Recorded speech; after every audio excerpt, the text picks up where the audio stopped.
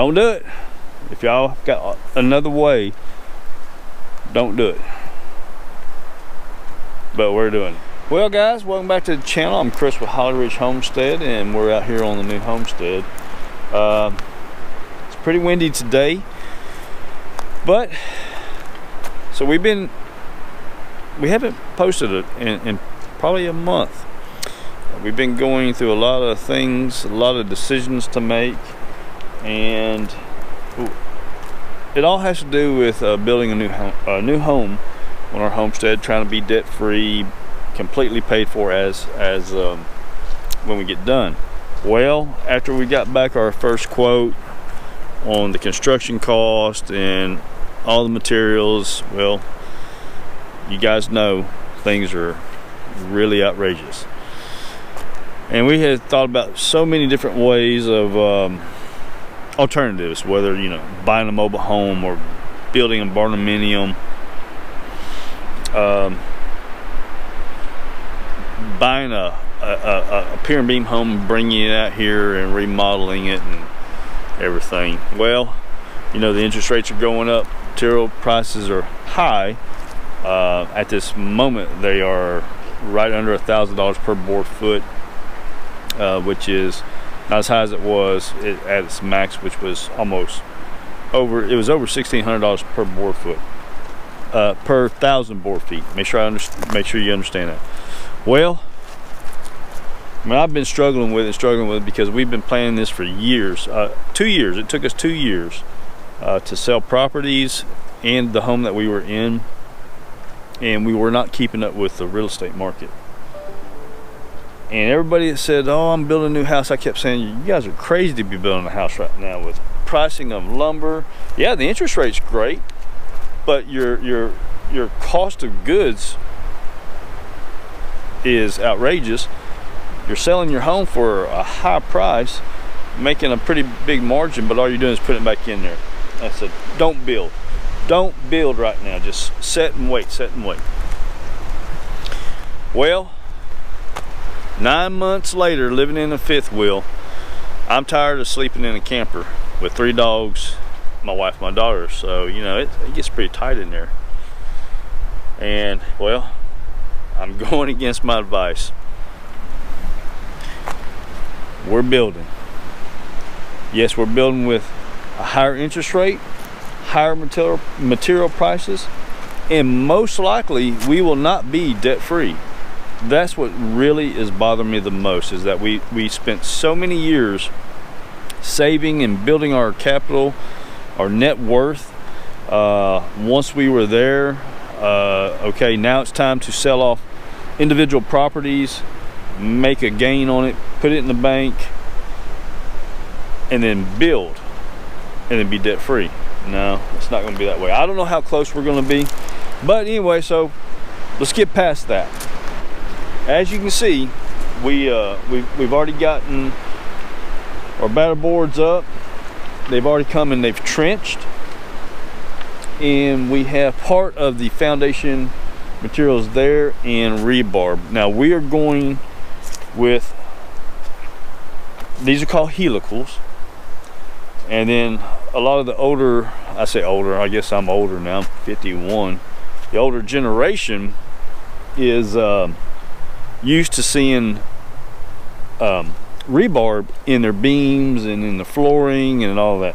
Well, that's what we're going with this time. Now I've done the, you know, concrete piers, and then you do post tension on top of it. Well, we've got pretty good foundation under here, and my contractor decided that we should go this route. He really believes in it. He's built many houses with it, has had little to no issues. So we'll be putting helicals in, and it goes down and specs out a certain spec. I don't know the big details about it, but you know, this is what it looks like. It looks like a big, I don't know, drill bit. It'll go straight down, and then they can put extensions on as if they have to go deeper in certain spots. So each one will go down to a certain depth until it pressures up to, I think, a minimum of 3,500 psi. and if it needs to keep going, they'll just keep adding extensions on it, keep drilling down until they hit that spec. And I think this foundation calls for 21 helicals, and then crazy amount of rebarb, and I don't believe that's all the rebarb. So this house is it's much smaller than the house we had over there. When you sit here and you look at the footprint, you're like, I don't know if this is right or not. It looks smaller to me, but on paper, you know, it shows everything. So we'll be I think it's right at 1,950 square feet, one floor, and we'll excited about it. We're ready to get after it.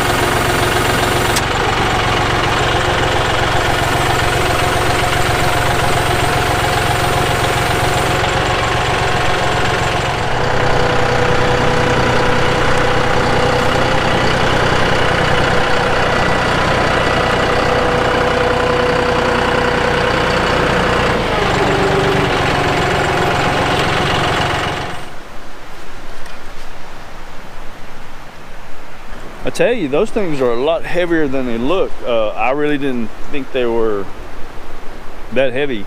I've got my forks mostly on one side just to keep them tight to come in between without trying to damage them. But yeah, these things are pretty solid. I believe they're galvanized steel, and yeah, pretty good. Anyways, so he asked me to put them up here closer to the pad, that way he can use his trailer for hauling more materials. This is just one day's worth of work beyond the pad work. This is one day's worth of work, putting up the outside boards, trenching, and then they've got to come and get oh my goodness, do the string line, get the dirt up to, I guess, the 3.5 inches or whatever that is for the pad to be poured. They still got rebarb. They got to drill these into the ground. Rebarb. Still got to do a little bit of trenching for where the storm shelter is going to be. We're actually building a storm shelter inside this thing, and I ordered the door on that, and I'll get some information out on that door, because that door was hard to find someone close. I say close, even it was just hard to find someone that manufactured doors. There's plenty of information out there on building and the specs and all that stuff, but there's not a whole lot of manufacturers that I could find to build a door that was a reasonable price. But anyways, I've got a hole up here that I need to go fill in. It's real close to the edge of the driveway. I meant to do it this past weekend. We're not having any concrete trucks coming in anytime soon, but we've got some rain coming next week, so I'd like to have that dirt in there so to kind of pack it down a little bit. May do some cleanup. We're cutting all the costs we can on this thing, so I get to do the cleanup. We're gonna be doing a lot of stuff in this house just to get the cost down. Anyways, let's run up front and get that hole filled in. All right, so we're at the front of the entrance of the drive, and so here's my road. And this is an old logging road from 20-30 years ago. Truck's got plenty of room through here, but you can see I've got a pretty large hole right here. And what this is my electric line that goes on this side of the road, and it's just washing in. So what I'm gonna do is I'm gonna go ahead, I've got dirt over here from when they did a windrow and pushed everything up 25, 30 years ago from logging. I'm gonna fill this hole in, kind of pack it in a little bit, but I'm also gonna put this back up so that people will know, hey, stay away from that area. But this thing, it goes all the way down to the edge of my driveway. Anyways, I'm gonna get this camera set up and fill it in.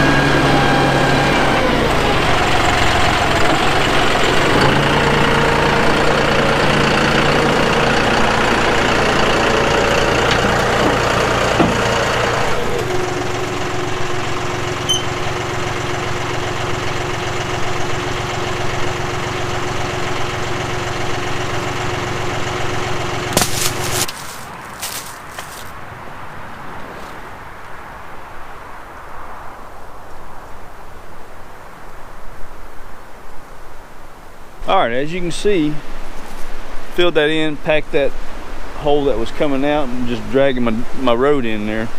And I put this flag back up just to tell them, hey, stay off that side right there.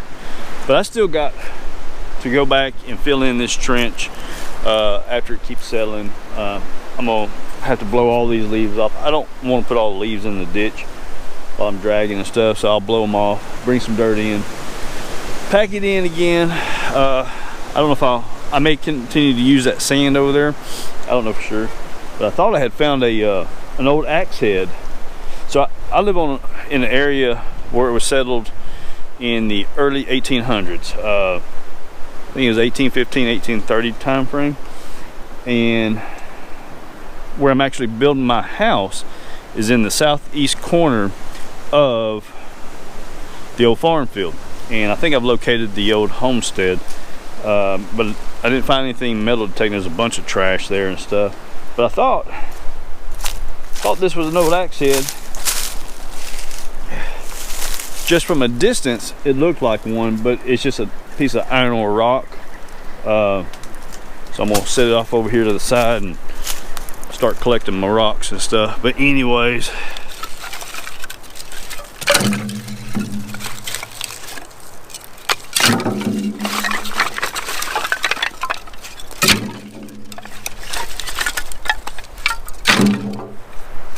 well guys, got my trash picked up. I'm gonna take this trash, put it in the dumpster at the house. Get that little hole in up front filled in. Like I said, I got lots more to do. I got plenty to do out here. But I can call that first day of construction, I guess.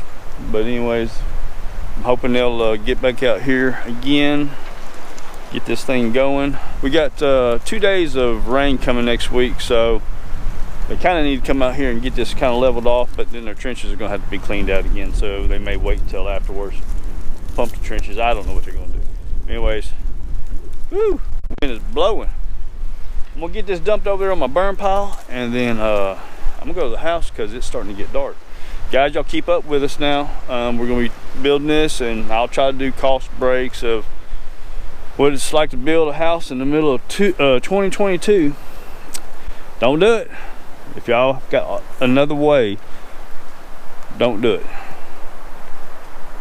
But we're doing it. Appreciate you watching. Subscribe, tell all your friends, share it, and be a part of our family. Thank you.